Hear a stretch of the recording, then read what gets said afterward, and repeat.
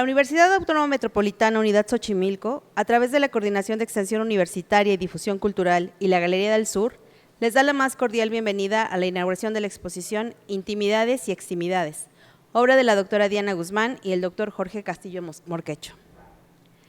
Les recordamos que esta exposición también se presenta en la sala Gilberto Aceves Navarro, ubicada en el vestíbulo de Rectoría de la Unidad, del tercer piso en este mismo edificio. A continuación será la presentación de nuestros invitados. En representación del doctor Francisco Soria, rector de la unidad, nos acompaña la doctora Marta Isabel Flores Ábalos, coordinadora de Extensión Universitaria y Difusión Cultural.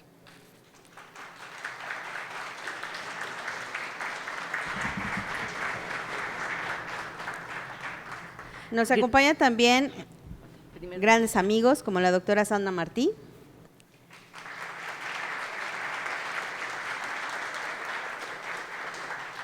el doctor Francisco Pérez Cortés,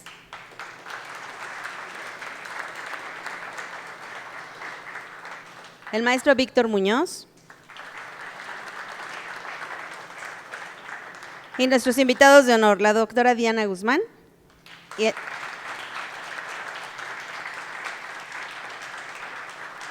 y el doctor Jorge Castillo Morquecho.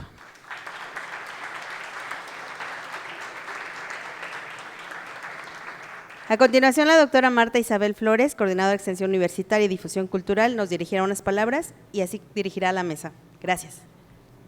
Muchas gracias, Mariana, y muchísimas gracias a todos los presentes.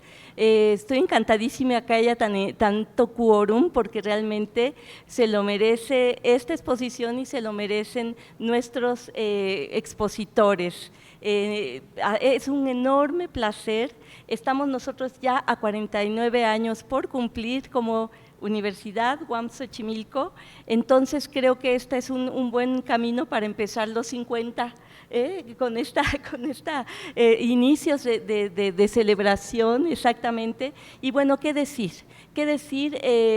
Aquí, como ustedes saben, estamos reunidos amigos, yo creo amigos que queremos mucho a nuestros compañeros, profesores de Ciencias y Artes para el Diseño, y por eso pues esta exposición es una especie de gusto, de placer, de homenaje, de muestra de cariño, y ellos a su vez nos dan esa muestra de cariño al estar aquí en la Galería del Sur. Es un honor para nosotros, es un placer. Los profesores han estado muchísimos años trabajando en la universidad, gozando a la universidad, sufriendo y padeciendo a la universidad, y ahora es el momento de buscar nuevas rutas, nuevas metas, y como entes creativos seguramente van a encontrar muchos más caminos. Así que bon voyage y bienvenidos al mismo tiempo. Muchas felicidades. Yo no puedo decir muchas cosas, solamente que fueron mis profesores, compañeros de trabajo, compañeros de proyectos, y yo creo ciegamente en la propuesta que nos han dado siempre, en todo momento y desde cualquier disposición. Realmente ha sido un placer trabajar con ellos, y sobre todo en este momento que ahora la vida nos pone por ciertas circunstancias por acá, pues un verdadero placer el saber que ustedes van a poder disfrutar el trabajo profesional de estos autores. No solo es suficiente con ser excelentes investigadores, excelentes docentes, sino también excelentes artistas. Es algo que no siempre se compagina. Los que estamos buscando, siempre estamos todavía buscando, aquí vemos concreciones, aquí vemos hechos, y yo creo que estos hechos son los que nos llenan el corazón. Así que pues vamos a disfrutarlos y vamos a seguir con la mesa. Vamos a empezar con los comentarios, observaciones y gusto de algunos amigos. Vamos a empezar con el doctor Paco Pérez, que seguramente tiene algunas palabras por ahí para nuestros grandes amigos. Así que adelante, Paco. Decidimos no decir todo el background de los profesores, eso tienen obligación de buscarlo en internet, por favor. ¿Esto ya funciona así? ¿Ya puedo hablar? ¿Ya se puede? Lo de siempre, gracias por la invitación. Es una sorpresa porque me dijeron que solo veníamos a platicar un poco y resulta que creo que no es nada más de platicar, pero sí tengo algo que contarles a propósito del trabajo de la familia Morquecho. Entonces, agradezco la invitación, agradezco que me hagan el honor de estar aquí en la mesa y tener la ocasión de comunicarme con ustedes. Lo primero que les diría es lo siguiente, a propósito de lo que entiendo como el recorrido de la familia Morquecho a propósito de su trabajo creativo. Empezaría diciendo que hay un economista que se llama Jacques Attali y que dice que alrededor de la evolución del planeta y de la historia del planeta hay dos historias particulares.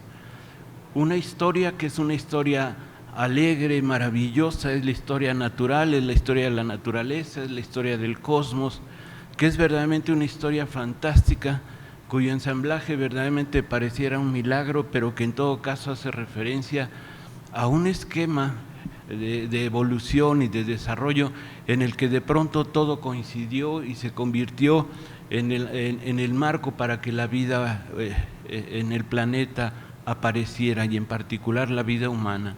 Es una historia alegre, es una historia maravillosa, pero lamentablemente hay otra historia más pequeña, más particular, que es la historia de la especie humana. Y esa historia de la especie humana está lejos de ser una historia alegre y maravillosa. Por el contrario, es una historia triste, es una historia hasta cierto punto dramática, por el hecho de que esta especie tiene como característica desde su aparición, con su pensamiento, el establecimiento de un trabajo de depredación que no ha terminado, que a cada momento se siguen pagando las consecuencias de esta historia triste y dramática, y frente a la cual es preciso, por supuesto, hacer algo que en el terreno del arte y del diseño me parece que tiene funciones muy específicas. Comienzo entonces con esa doble historia y les digo lo siguiente. Desde hace aproximadamente 20 años, en particular el 2001, se habla de que estamos en una era llamada el Antropoceno. El Antropoceno es la era en la que el hombre, convertido ya en el centro del planeta, se ha dedicado en buena medida a llevar a cabo, según esto, la construcción de la especie humana y la construcción de la civilización, o lo que llamamos civilización, pero que en los hechos también se ha manifestado como el posicionarse en el centro de todo el sistema, el pensar que todo está a su disposición, el pensar que todo lo demás de alguna manera le pertenece y que él es el que se caracteriza por estar en lo más alto de la escala de esta naturaleza del planeta mismo. En ese sentido, se ha establecido una relación del ser humano con el entorno, con la naturaleza y con el planeta, pero una naturaleza y una relación depredadora. Una depredadora en donde, sobre todo lo que podemos llamar lo no humano, ha sufrido las consecuencias, porque de alguna manera este antropoceno describe la desastrosa acción del ser humano sobre el planeta, en el que la especie humana es el centro de este universo y ha ejercido una hegemonía, en mi opinión, bastante desastrosa, en donde, sobre todo actualmente, el modelo industrial se ha puesto en todas partes y con su lógica de la ganancia, la rentabilidad, la mercancía, la acumulación, la eficiencia, etcétera, ha dado al traste con un buen número de las estructuras no humanas, al menos concebidas así por él mismo. A ese respecto se dice que este antropoceno tiene como hoy núcleo el capitalceno, con su ideología de la ganancia, apoyado ahora con la ciencia y la tecnología, y en donde el mundo como conjunto es simplemente convertido en una mercancía como cualquier otra, incluido el ser humano. Es una especie de búsqueda de racionalización del tiempo y del espacio, y en donde hay un imperativo que se ha instalando con el tiempo, y es esta tendencia que seguimos a vivir la vida en línea. Por eso me parece que es urgente el limitar todo cuanto ha sido esta historia, todo eso que lo no humano ha tenido que sufrir como consecuencia, y hay que rebasarlo diciendo, hay que generar un proyecto distinto de desarrollo en donde se exceda a la especie, en donde se descentralice a la especie, en donde en lugar de englobar todo lo no humano, todos los seres del planeta tengan su lugar y sean considerados en pie de igualdad. A eso se debe que la crítica alrededor del centro, de la idea de un centro único, es urgente llevarlo a cabo, y es urgente también llevar a cabo un trabajo de descentralización según el cual el ser humano por naturaleza está colocado en el centro de estos sistemas. Esa crítica, esa descentralización tiene que partir de la idea de que ya no todo tiene que pasar por lo humano, no tiene que ser la misma crisis de la escala humana lo que va a determinar el destino de todo lo que rodea a la especie. En ese sentido, es necesario reevaluar, me parece, nuestras relaciones con el conjunto de realidades de las que formamos parte, y a ese respecto al arte le toca, me parece, una tarea bastante importante. En el terreno del arte, justo para delimitar este centro ordenador, esta jerarquía, esta representación de sí mismo, este atropello con la vida natural de todo cuanto tiene vida, se habla de una especie de estética inclusiva. Estética inclusiva significa que frente a la respuesta de que el hombre está en el centro y todo lo puede, es necesario que más bien se asuma una estética inclusiva, que en el caso del terreno del arte, quiere decir que en el terreno del arte hay que incluir todo lo que tiene vida, todo lo que es lo que existe en la naturaleza y de la que el hombre forma parte. En el arte simplemente hay que decir que tal y como se está desarrollando el arte actualmente, es simplemente una especie de espejo de la destrucción planetaria que ha hecho el ser humano, y por eso desde hace algún tiempo todo se delimita a hacer representaciones de polución, de residuos, de desechos, de basura, etcétera, etcétera, y tenemos, me parece, que salir de ahí. El arte tiene que volver, digámoslo así, a recuperar su sustancia vital, se tiene que convertir en una alternativa frente a ese orden depredador, y me parece que el arte puede jugar un papel de avanzada significativo en la medida en que incluya a la totalidad de habitantes de la Tierra. Me parece que el trabajo de la familia Morquecho, desde hace algunos años y sin tener todavía esta visión, porque comenzaron mucho antes, es algo que corresponde exactamente a este proceso, porque se ocupan de vegetales, de formas orgánicas, etcétera, etcétera, rindiendo homenaje ya a todo lo que tiene vida y todo lo que está presente en el planeta, no necesariamente algo que tenga que pasar directamente por el ser humano. Se tiene que volver esa sustancia vital, esa alternativa que restablezca el entrelazamiento de lo humano con lo no humano, y que juegue el papel de avanzada el arte en la medida en que incluya a todos los habitantes de la Tierra. Tiene que haber una especie de reinmersión del ser humano en el mundo, una nueva forma de inmersión ante el mundo, y el artista y el creativo, me parece, deben interiorizar y hacer sentir suyo esta inmersión al mundo del que él en buena medida no se ha sentido responsable. El arte tiene, entre otras cosas, por ejemplo, que llevar a cabo un trabajo de descolonización de esta figura de que la escala humana es el centro de todo cuanto existe, y entrar en empatía de nueva cuenta con todo lo existente en la naturaleza. Menciono dos artistas, uno de los cuales se llama Pierre Hughes y el otro se llama Marc Lequet. Son artistas que ya se proponen no colocar al hombre en el centro de la tarea, del trabajo, y que se trata de hacer un arte que pase al margen de lo humano, que ya no dependa del ser humano. El ser humano, a decir de ellos, deja de ser un observador, deja de ser un espectador, y ya lo consideran simple y sencillamente como un visitante, porque lo que le van a presentar son elementos vivos que no necesariamente va a reconocer y que no necesariamente tiene que reconocer para que tengan el valor de esta estética inclusiva.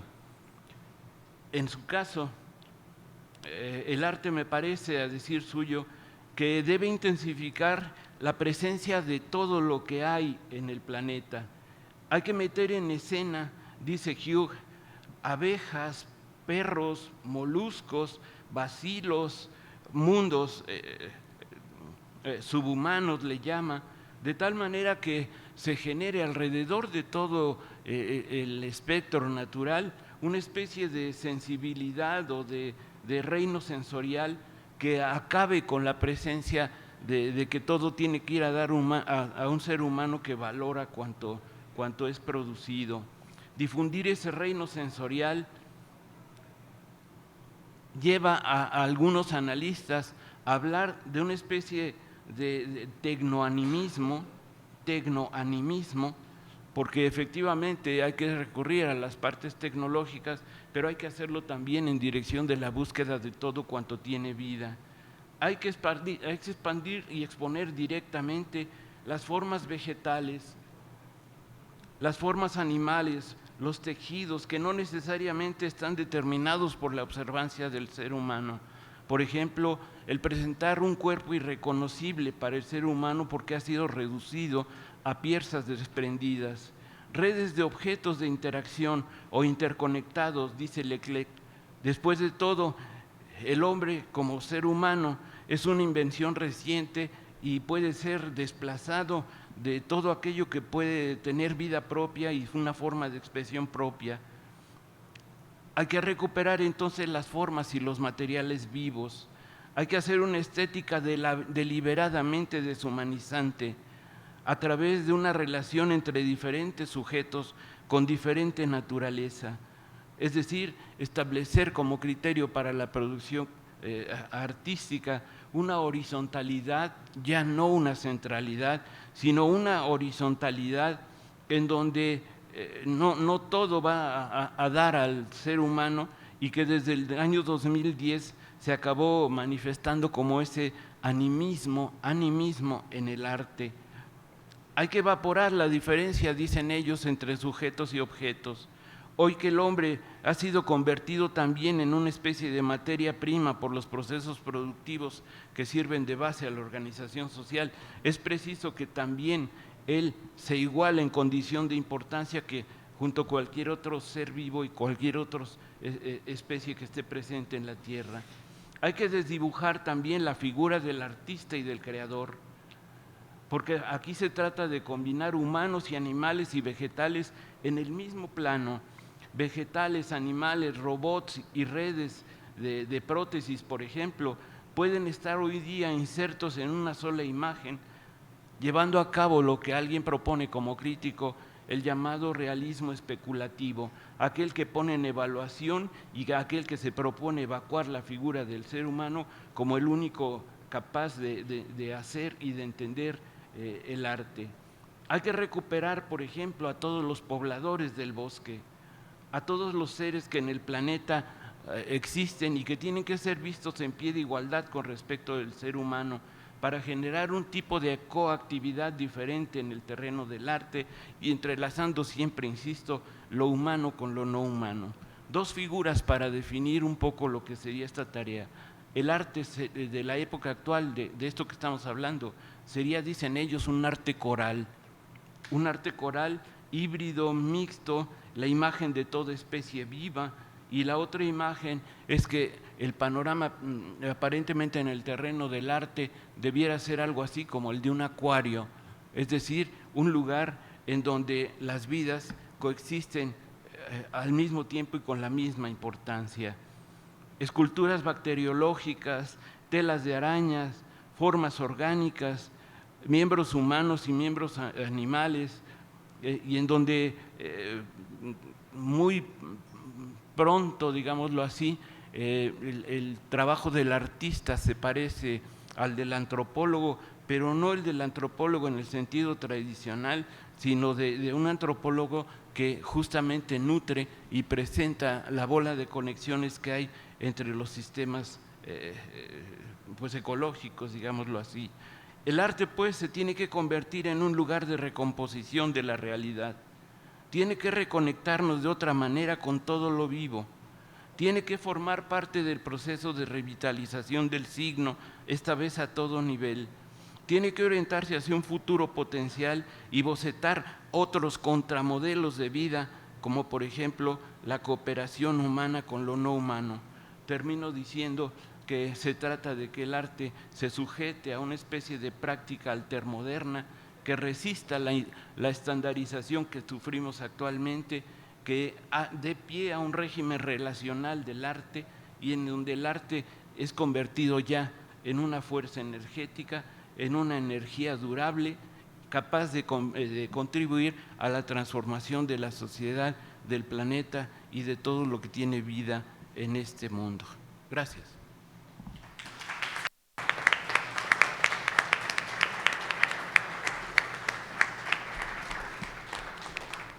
Muchas gracias, Paco. Un enorme contexto y una enorme responsabilidad se queda aquí en el ambiente. Vamos a escuchar a nuestra querida compañera, la profesora Sandra Martí. Adelante.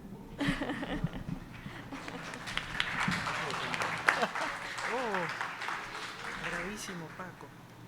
Bueno, muchísimas gracias. La gran sorpresa que recibí en el correo, un mensaje de Mariana Beltrán Palacios, una carta de invitación. Posteriormente, la maestra Diana pidiendo de un modo tan cálido como se les caracteriza tanto a Jorge como a Diana, poder estar y compartir esta mesa que no, la verdad que no deja de emocionarme. Entonces, comencé a recordar un momento donde junto a la maestra Marta Flores pudimos presentar el libro Imagen, Tecnología y Realidad de la autora Diana Guzmán en aquellos días en la Facultad de Arte, en la FAD de la UNAM. Y pude observar que en aquel momento nosotras acompañábamos ese proceso en donde Diana, a la par de un gran volumen de artistas de CIAD, se encontraban revisando el estado del arte, de la relación imagen, tecnología y los paradigmas contemporáneos de la ciencia, porque proponen un modelo de producción de imágenes basado en modelos naturales, el ADN, la biología de la diferenciación y el cerebro humano, que eran estos tres grandes ejes de donde se estaban estableciendo estos prolíficos caminos que estamos viendo en este momento y cantidades de obras que se generaron a través de esos procesos que indagaban entre lo analógico y lo digital y el retorno de lo digital hacia lo analógico. Estos proyectos, o dijéramos publicaciones, proyectos, líneas de investigación de Jorge y de Diana, siempre fueron instancias dinámicas, una concepción del diseño que dejaron siempre de manifiesto tanto en los programas de estudios, en las propias áreas en las que se fueron responsabilizando a través de los tiempos, distintos cargos de gestión, pero cuando vamos al quehacer en sí, siempre observé que es un modelo abierto el que han trabajado, un modelo adaptable, acumulativo, que se puede agregar, en el que se puede agregar categorías de análisis, de síntesis, relaciones y los modelos de interacción. Y esta forma del hacer, esta forma del pensar la imagen, tiene correlato al momento de brindar servicio y de brindar gestión, porque estamos ante dos compañeros que ese modelo lo llevaron a la vida, al contexto, al taller, al laboratorio, al aula. Y bueno, y aquí podríamos seguir expandiendo y extendiendo todos los lugares donde ellos piensan a la educación en estado de resistencia. Y entonces me tomo la atribución de parafrasearles, porque hace unos años nos compartieron un texto que es maravilloso, un texto que habían presentado en la Universidad de Palermo, en Argentina, y ellos hablaban de los programas, las posibilidades de abrir brechas, y decían que todo el camino que han recorrido y el camino que generosamente comparten con compañeros, compañeras y alumnos, en tanto el vínculo que hay del diseño y el arte y el diseño, no es un camino fácil. Sí es un camino quizás un poco solitario, porque hay que construirlo, hay que construir ese camino desde sus posibilidades, asombros, indiferencias, extrañezas, desconciertos, confusiones, estupores, sobresaltos, consternaciones, golpes, turbaciones, conmociones, descubrimientos, trampas, en 3 palabras, que la vida pueda ser plena. Estoy parafraseando en estos momentos a Diana y a Jorge Morquecho.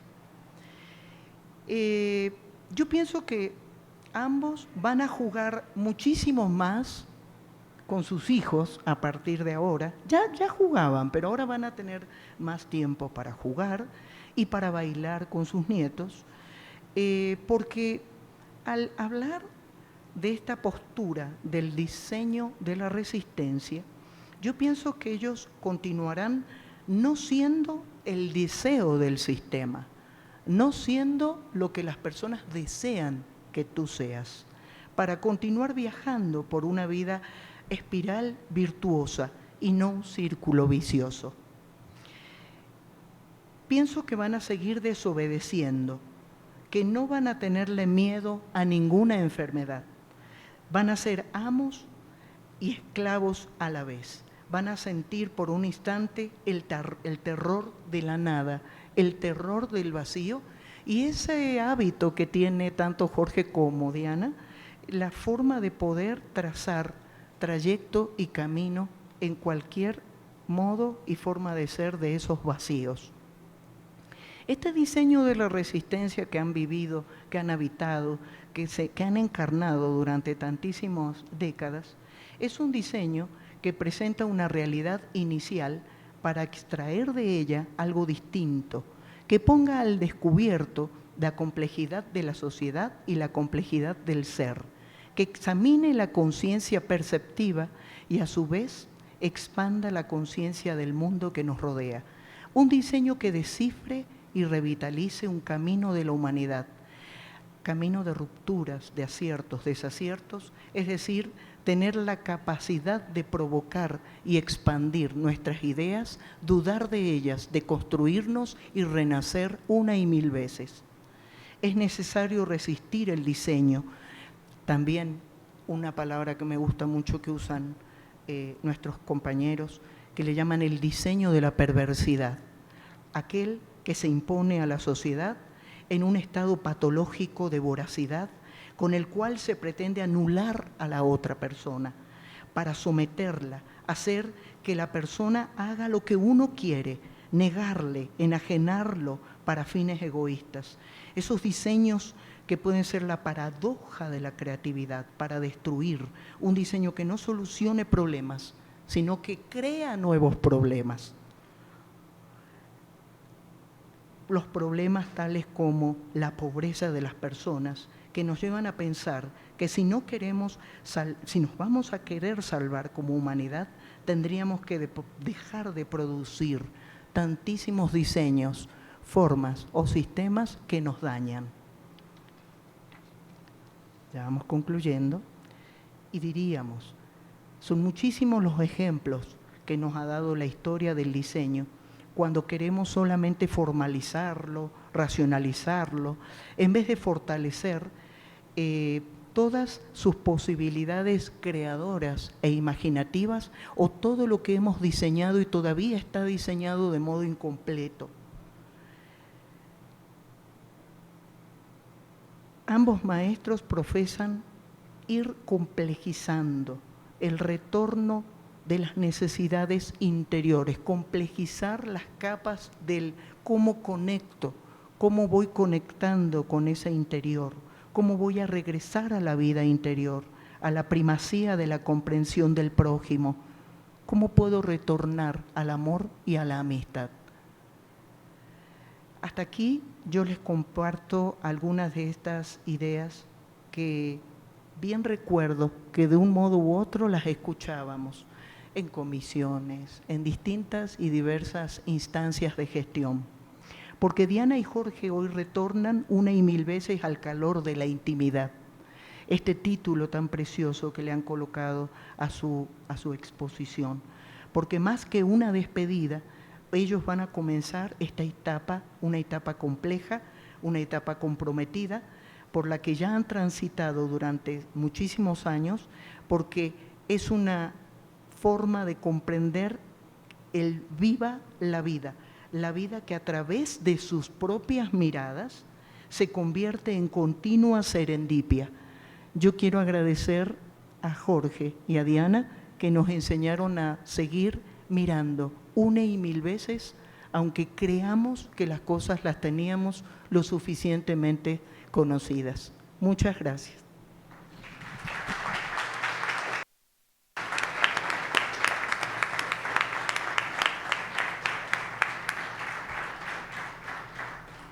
Muchas gracias, querida Sandra. Qué palabras fuertes, pero así es la obra y así son los artistas, así son muy fuertes y es cierto, siempre nos han exigido mucho y tratado de lanzar al vacío para poder seguir creando. Sí. Vamos a seguir con las palabras de nuestro querido profesor Víctor Muñoz. Adelante, Víctor.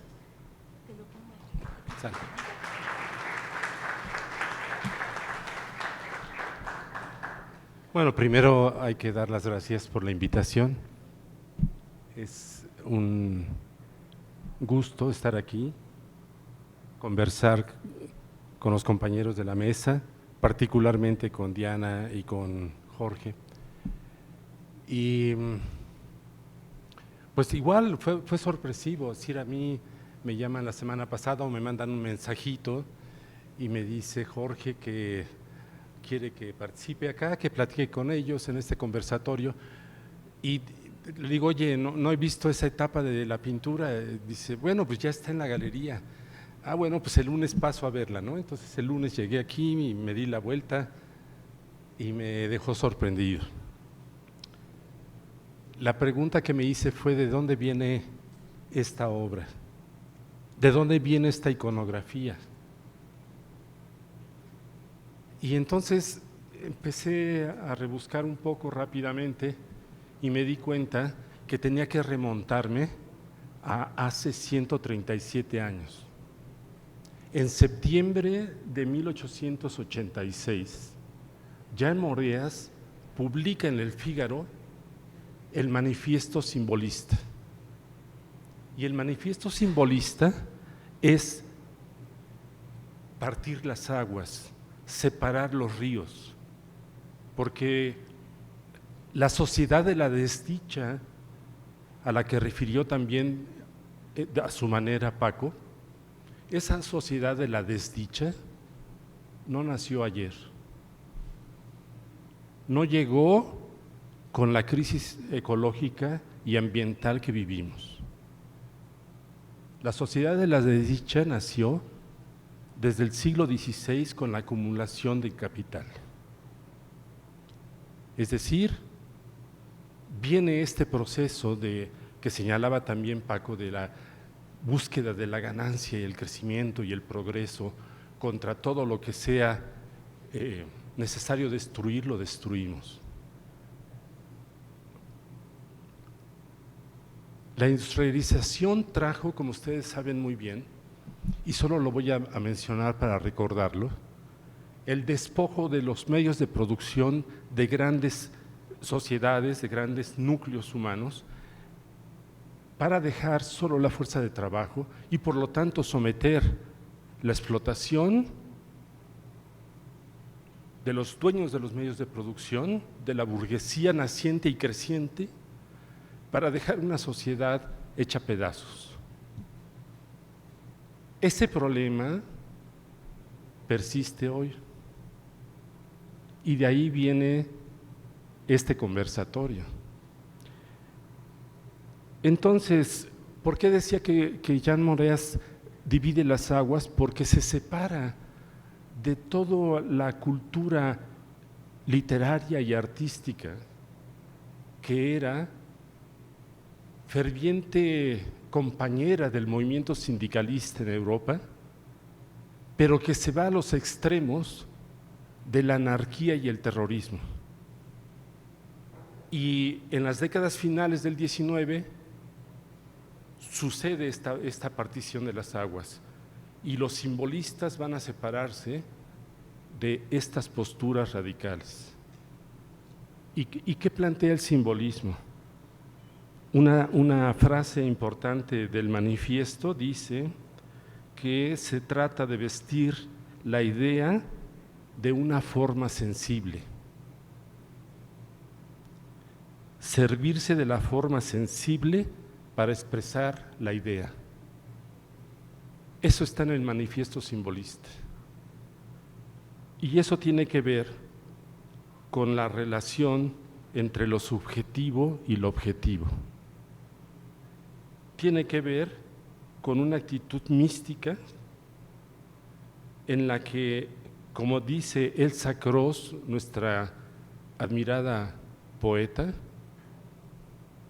leo más la naturaleza que los libros. Es decir, hay una actitud del creador en la que, más que otras formas del conocimiento, asume la responsabilidad de ver de manera sensible la naturaleza que nos rodea. Hay un cambio fundamental.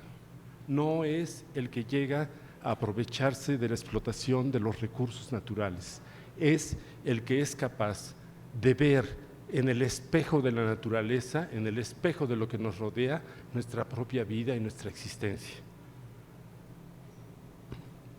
Curiosamente encontré también por ahí que Leo Gillette en 1982 le hace una entrevista a Cioran, este difícil y complejo filósofo, ¿no?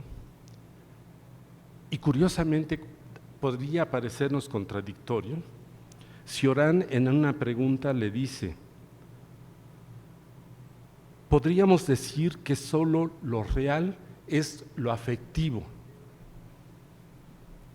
La afectividad es lo real. Y entonces, a mí me pareció ahí que era una terrible paradoja, aparentemente de Cioran, pero en realidad sí, la afectividad se proyecta en las ideas y se expone para convertirse en pasión, para convertirse en una actitud ante la vida. Y yo creo que el trabajo de Diana y de Jorge, especialmente esta etapa, tiene mucho que ver con el simbolismo y tiene mucho que ver con esta actitud de referir la vida a través del espejo en el que nos miramos, la contemplación de la naturaleza. Recuerdo ahí también a otra artista mexicana de gran calado que se llama Claudia Gallegos, que ha estado por más de 2 décadas produciendo imágenes que contemplan la naturaleza particularmente, y está enamorada del agua y sus reflejos. Diría que para terminar, que es un gusto entender lo que están haciendo y seguirán haciendo Diana y Jorge. Es decir, enseñarnos a vernos desde la subjetividad en el espejo de la naturaleza con la que hemos sido tan irresponsables. Ese señalamiento de vestir la idea con estas imágenes, provocadoras algunas de ellas, ¿no? Me parece que es una misión que tienen que continuar, ambos. Muchas gracias.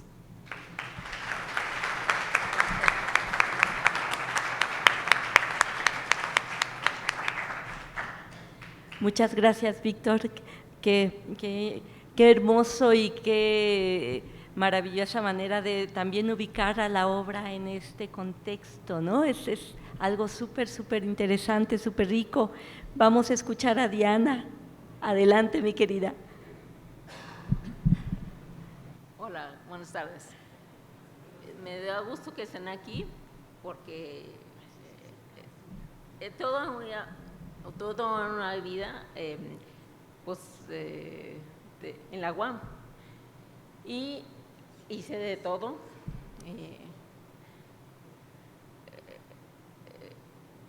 Pinté, trabajé, hice gestión, trabajé en el posgrado, hice de todo. Pero ahora que estoy planteando que ya me jubilé, es emocionante estar aquí porque pues, es la despedida y la despedida de la UAM, pero la continuación de lo que viene. Y me da gusto porque todavía tengo ánimos de hacer cosas, muchas cosas. Y estoy a sus órdenes, o sea, para lo que se les ofrezca, para lo que quieran, pero pues lo que viene después me da alegría. Gracias.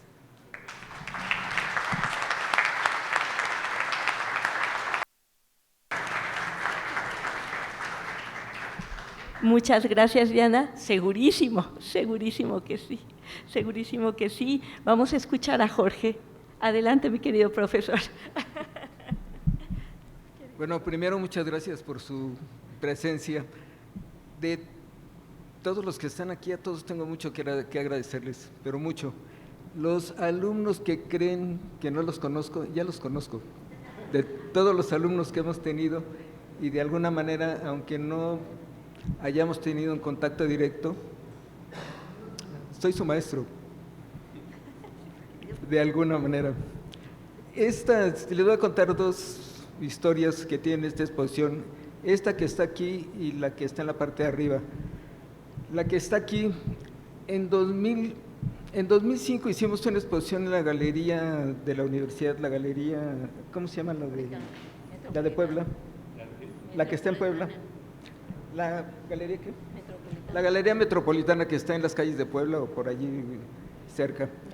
Fue una exposición donde reunimos los trabajos que habíamos hecho.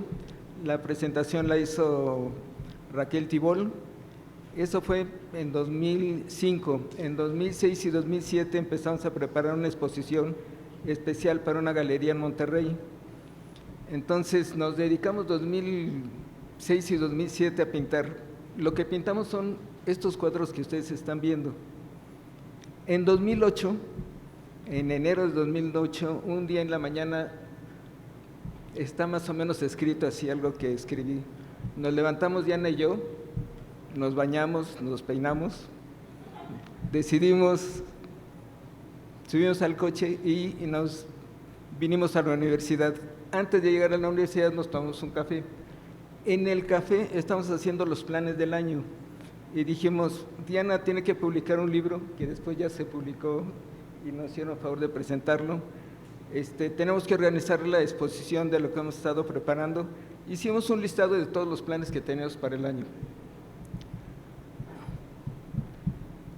Diana estaba en la comisión dictaminadora. Entonces, yo estaba en la casa en la tarde y me hablan en la tarde y me dicen, profesor, Diana se puso mal, así que está en Médica Sur y habrá que ir a verla o algo. Allá la llevaron. Entonces fui a Médica Sur y a Diana le había dado un infarto cerebral. Entonces estamos allí y el doctor dijo que igual no estaba tan mal, pero que si se quería quedar. Y dijo Diana, no, yo me siento mal y mejor me quedo. Cosa muy rara en Diana, porque Diana siempre es de las que se pone a trabajar, a hacer cosas y nunca está quieta. Desde chiquita que la conozco. Entonces nos quedamos y como a Laura le dio otro infarto. Y en ese otro infarto Diana ya no pudo hablar, se quedó más o menos como 15 días, 3 semanas en el hospital y salió, afortunadamente salió caminando, pero la mitad de su cuerpo, aparte de la parte de caminar, estaba paralizado. No podía hablar, no podía mover el brazo y salimos del hospital y le pregunté, ¿tú lo que ves, entiendes y todo? Y me decía que sí. El ejemplo es que tuvo esa parálisis, pero el disco duro le quedó intacto. O sea, su cerebro funcionaba muy bien y hagan de cuenta que se descompuso la impresora. Mandaban la imagen, la impresora sacaba cosas que no tenían nada que ver con lo que estaba en el disco duro. Salió de allí, fue un año muy intenso porque en 10 meses dicen que hay que trabajar lo más que se puede en la recuperación porque son los 10 meses en donde la persona van a poder alcanzar lo más que puedan de su recuperación. Estuvimos yendo a todas las terapias que se les puede ocurrir y lo más absurdo, paradójico o contradictorio del proceso es que cuando más se necesita la voluntad para hacer esa rehabilitación es cuando la depresión entra más fuerte. Y entonces estar luchando contra la depresión para poder hacer los ejercicios y todo lo que tenía que hacer fue un año muy difícil. De 2009 para acá, Diana hizo muchas cosas, publicó el libro, hicimos algunas exposiciones, trabajamos mucho, pero por alguna razón toda la pintura se quedó embodegada. Tenemos un cuarto en un terreno en San Bartolo, un cuarto de adobe, la acomodamos, la metimos y allí la dejamos. Allí estuvo encerrada hasta esta vez que Marta y Mariana nos hicieron favor de comunicarnos que había solicitado la galería, pero yo ya no le di seguimiento. Ellas le dieron seguimiento a nuestra petición, lo cual agradezco muchísimo, y de repente nos avisaron que teníamos fecha y la fecha ya era como que mañana casi, como que inmediatamente. Entonces fuimos a la bodega que teníamos y ayer hago un paréntesis para contarte la historia y regreso con esta. Más o menos en el 1970 salió un libro que se llamaba El retorno de los brujos y fue un libro muy famoso porque hablaba de historias un poco como del porvenir y todo eso. Y una de las historias narra a unos monjes que hacían reproducciones de libros, de esos monjes que estaban y se tardaban haciendo la reproducción de un libro o de la Biblia y tardaban años haciendo las ilustraciones y todo. Y entonces de repente ven a un monje que está haciendo algo que nadie entiende y le dice, ¿qué estás haciendo? Dice, estoy haciendo la reproducción de este libro que me lo encontré enterrado, iba caminando por el campo, me lo encontré enterrado, lo saqué y no sé de qué trata, no sé ni de qué es, pero estoy reproduciendo el libro. Y le preguntaron, dice, ¿y para qué está reproduciendo el libro? Dice, lo que pasa es que los libros tienen una fidelidad tal que están en espera de que alguien los lea. Y entonces alguien en algún momento dado sabrá qué es lo que dice ese libro y el libro pacientemente debe esperar. Así estuvieron estas pinturas, estuvieron pacientemente esperando a cumplir el cometido para lo que fueron hechas. Dicen, se me fue la palabra, ahorita me acuerdo, que lo sublime está compuesto por dos cosas, que tiene que ver con la belleza y con lo siniestro y lo ominoso. Entonces, para que algo sea sublime, no tiene que ser nada más bello, sino debe tener algo de fuerza que viene de lo siniestro. Si no, lo bello nada más es algo que nos puede conmover, pero es algo que no tiene consistencia, digamos, y lo siniestro solo, pues es algo nada más destructivo. Entramos a la bodega y empecé a sacar los cuadros y me llevé una sorpresa. ¿Han visto los que pasan en YouTube de los coches que encuentran en graneros? Y que de repente el granero, el coche está hace 50 años que no los limpian, los lavan ni nada, lo abren y además tienen ratones y tienen excremento y tienen un montón de cosas. Así estaban los cuadros. No se habían movido, pero en ese cuarto entraban ratones. Empecé a mover los cuadros y había literalmente nidos de ratones, salieron unos corriendo y estaban algunos, no todos, llenos de orines, todos llenos de polvo. Estamos hablando de hace 4 semanas más o menos. Entonces empezamos a sacar, a limpiar los trabajos, a sacudirlos, bañarlos literalmente, peinarlos, ponerles champú y su marco, que son los que ahorita se están presentando. Hay algo que, por supuesto que no es así, pero los cuadros yo los veo y están contentos de estar cumpliendo su cometido. Y para poder cumplir su cometido, ustedes son muy importantes. Si no están ustedes aquí, el cuadro peinado, arreglado y bañado no va a cumplir como el cometido para lo que fueron creados. Pensando en lo que han dicho mis compañeros, un poco en lo que decía Francisco Pérez, me doy cuenta, bueno, nada más les hablo del proceso creativo. El proceso creativo es que mis compañeros están hablando y yo ya estoy pensando qué hacer o qué faltó hacer. Entonces, algo que faltó hacer o que se puede hacer o que está dentro de algo de las experiencias contemporáneas del arte, es que en realidad se podría hacer una instalación, o se pudo haber hecho, hay muchos cuadros todavía, o se pudo haber hecho una instalación en donde con mucho cuidado para no maltratarlos.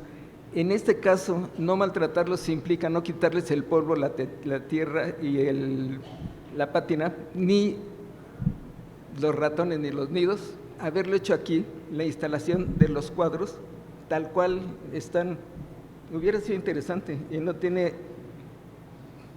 es otra cosa que tiene que ver con el arte contemporáneo, que también es posible. Y llegando a un extremo, en alguna vitrina, aquí se pudo haber puesto un nido de ratón, o sea, el nido tal cual, así en una vitrina y conservarlo, y es como parte de su presión. Dice Paco que él no hubiera venido, que no cuenta con él. Esa es una experiencia. La otra, acá arriba las fotografías que estamos presentando, es de un viaje que hicimos a Utah. Nos fuimos Cristian, Caro, Diana y yo. Nos fuimos a Utah por carretera en una camioneta Ram Pickup 4x4, prácticamente nueva. Y entonces fue toda una experiencia. Pasamos por terracería y pasamos por carretera y tomamos fotografías y comimos pizza y todo. Nos quemamos al sol, nos caímos en la arena. Y además, los lugares que todo ese viaje se lo recomiendo a todos, es muy interesante. Regresamos a Utah. De Utah estamos en Monterrey y en algún momento dado veníamos un domingo a la UAM porque el lunes empezaban las clases. Estamos hablando de octubre del año pasado. Veníamos en la camioneta.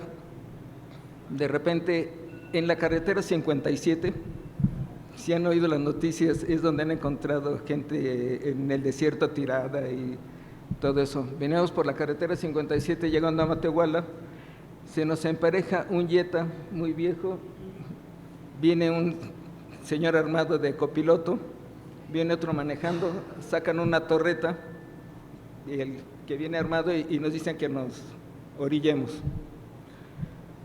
Ya, nos orillamos, nos paramos, a mí me pasaron al asiento de atrás, a Diana le decía que la dejara que se bajara, nos estaban asaltando. Entonces se subieron a la camioneta, el que venía armado atrás y el otro joven adelante. Una preocupación es que el joven venía muy drogado y el riesgo es que luego pasan cosas que ni siquiera quieren ellos que pasen y que está corriendo uno ahí un riesgo. Cuando vi que nos estaban asaltando, le dije a Diana, tápate, ponte el suéter en la cabeza y ya no los veas, para que luego no digan que uno los puede reconocer, lo que sea. Sí han visto alguna serie de televisión que tiene que ver con drogas y todo eso, y en el desierto, en Estados Unidos, y de los que se... de Netflix, fue tal cual, o sea, nos llevaron, el joven iba manejando como loco en la carretera, se mete a una vereda, por alguna razón inexplicable que si estuviera por aquí, no sé si esté, mi psicoanalista tiene rato para trabajar, y llevaba las 2 computadoras que tengo, con las cuales había estado trabajando con una de ellas desde hace como 20 años, y en las computadoras traía todas las imágenes que tengo y que he realizado, y por supuesto que no tenía respaldo. El respaldo lo dejo uno para después, mañana respaldo y mañana respaldo. Nos bajaron, nos quitaron la camioneta, nos dejaron literalmente en el desierto, nos dijeron que nos tiráramos boca abajo y que contáramos hasta 10. Habían agarrado otra camioneta con otras 2 personas. Lo que me da un poco de pena es que creo que yo fui el único que contó hasta 10, porque ellos se levantaron como por el número 20 y ya nada más me estaban viendo así como que pues ya levántate, y yo 78, 79. Bueno, la experiencia es que de mis imágenes, yo me quedé sin ninguna de las imágenes que había realizado en los últimos 20 años. Y es así como que es otra pérdida. La de Diana fue una pérdida física, esta fue una pérdida como de los objetos. Lo único que yo me acuerdo que hay un poco de trampa en eso, hay un psicólogo que estuvo en la Segunda Guerra Mundial, que hizo la logoterapia, Víctor Frank. Víctor Frank dice que perdió a su familia, perdió a sus hijos, perdió a sus padres en la Segunda Guerra Mundial, estuvo en los centros de exterminio. Y un libro que había terminado él, se lo quitaron, lo quemaron el libro y se quedó sin un libro muy importante en torno a toda la investigación que había hecho. Entonces dice que él llega y hace lo que es la logoterapia, que tiene que ver con eso de no darse por vencido y de hacer. El caso es que él vuelve a hacer el libro, vuelve a hacer su vida y recupera todo. No es tan fácil porque se requiere toda una historia, algo anterior que nos permita poder recuperar eso perdido. Si no tenemos algo anterior, como que es casi imposible como poder hacer eso. Bueno, a partir de esa experiencia yo no di por perdido lo perdido, sino más bien lo di como un reto de que pues ahora ponte a trabajar y a recuperar como las imágenes. De esas imágenes, Diana sí tenía su archivo. Entonces, las imágenes que están allí arriba son del archivo fotográfico de Diana. Yo trabajé las imágenes en el plotter, las imprimí, allí están. Lo que me gustaría nada más como resaltar es que estas 2 exposiciones vienen de 2 pérdidas importantes, pero no se está presentando la pérdida, sino como el producto, como después de esa pérdida. Para mis alumnos aquí presentes, tomen la experiencia, y la experiencia es que algo que es importante es ir llenando nuestra vida de esas cosas que nos pueden servir para en algún momento de pérdida tener de dónde poder rehacer nuestra vida. El agradecimiento aquí es para todos, como les volví a decir, de muchos de los que estamos aquí. La experiencia es de hace 45 años. O sea, hace 45 años di clases con Francisco Pérez. Era un joven muy inquieto, así como lo ven de serio. No, era muy inquieto. Nos divertimos mucho dando clases. Los alumnos también, espero. Una experiencia es que hemos tenido 2 exposiciones en este espacio, y una fue en 1995 más o menos, y en 1995 Víctor era el director de la galería, entonces a él le tocó apoyarnos para poder organizar esa exposición, y ahora Mariana y Marta nos están apoyando junto con todos los compañeros que han colaborado en la galería. De cada uno de ustedes tenemos como historias que están aquí presentes.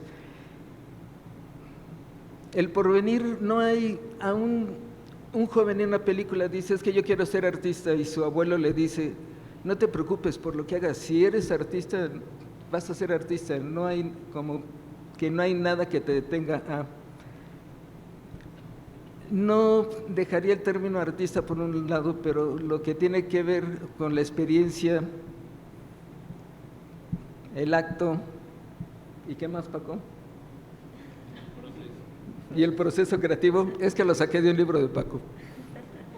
Va a continuar, entonces lo que viene es muy rico, y mis mejores deseos para Diana. Ella ya se jubiló, yo espero jubilarme el año que entra. Agradezco mucho su presencia realmente. Muchas gracias. Aplausos para ustedes.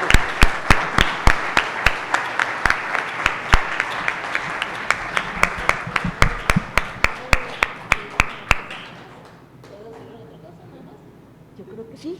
Adelante, mi querida. Muy cortito. Cuando estábamos planeando la exposición, ya ven que uno sueña en grande y pues acaba muy corto el espacio, no nos alcanzó para poner todos los cuadros, y por eso Mariano nos prestó la galería desde arriba, y pensábamos, ahorita que habló Paco, me acordé que pensábamos poner unas plantas y en revisas. Yo me he estado dedicando a las plantas y pensaba poner las plantas y pero ya ven que uno sueña en grande y acaba en la realidad, pero pues hay proyectos para mucho trabajo. Gracias.